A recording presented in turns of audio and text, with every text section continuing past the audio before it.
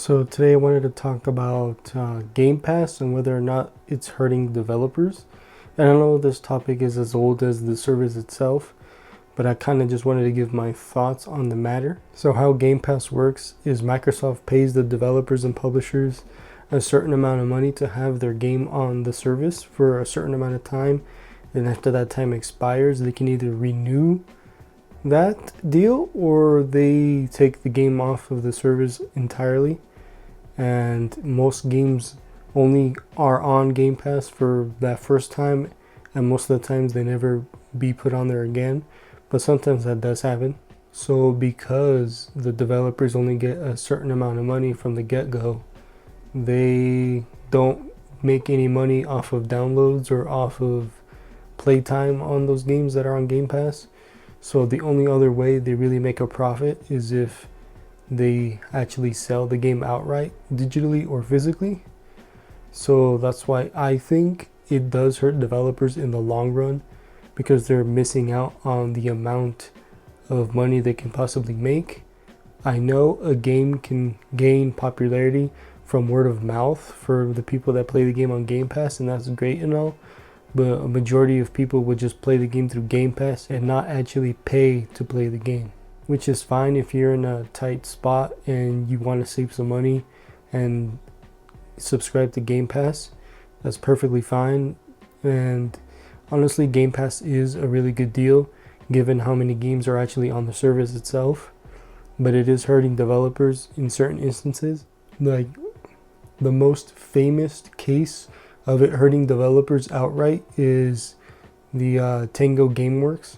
So these are the guys that are responsible for Hi-Fi Rush. If you guys played that game last year, which I highly suggest you do, it is a great game. I loved it a lot. It was a breath of fresh air for the time, and it still is even today. So the Tango Gameworks got shut down. I don't remember exactly what the reason was, but I'm assuming it was because the game didn't sell as much as they would hope. So Microsoft ended up closing the studio down, and Tango Gameworks were pretty upset that they all got laid off or whatever. But luckily, the developer was actually revived by a company named Krafton. So luckily, the studio is back, and they actually have the rights to the IP, so they can create new titles, which is nice. But you know, the fact that it happened in the first place really just goes to show that no developer is safe when they put their game on Game Pass. So that's another thing to really think about.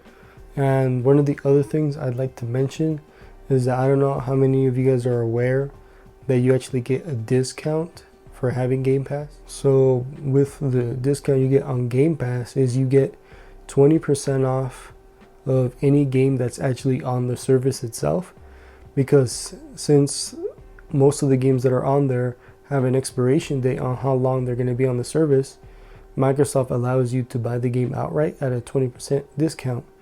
And let's be for real, most people don't use that discount. Like some do, but most don't, because my friend is an avid Xbox fan, and I asked him, has he ever paid for a game that was on Game Pass with that 20% discount? And of course I already knew the answer, but he did tell me that he doesn't, because the game itself is on Game Pass. So why would he outright buy the game? Which, you know, it makes sense for the most part, but like I've said before, each game on there, or most of them on there, have an expiration date, and you really have to be mindful on when you play those games, because sometimes we just like download the game, have it in our library, and we say, you know, eventually we're gonna get to it, we're gonna play it, and next thing you know, Microsoft announced these are the games that are leaving Game Pass, and amongst the games are those games that, or that game that is in your library that you said that you were going to play months ago or even a year ago. So now because of that, you're stressed out and you decide that you're going to play this game and race against the clock to finish it.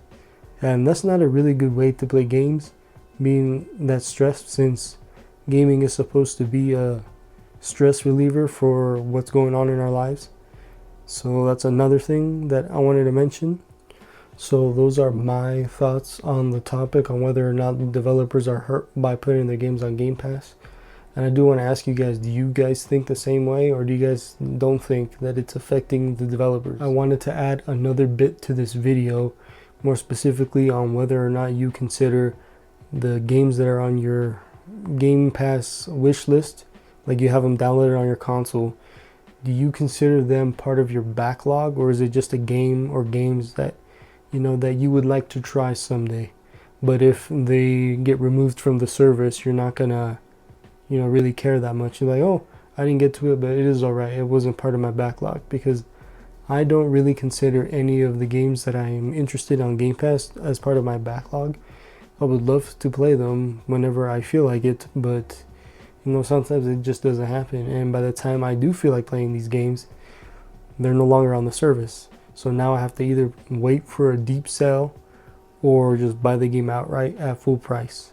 So I just wanted to add that on top of what the main topic of this video is. So once again, let me know, and I'll see you guys in the next video. Thank you.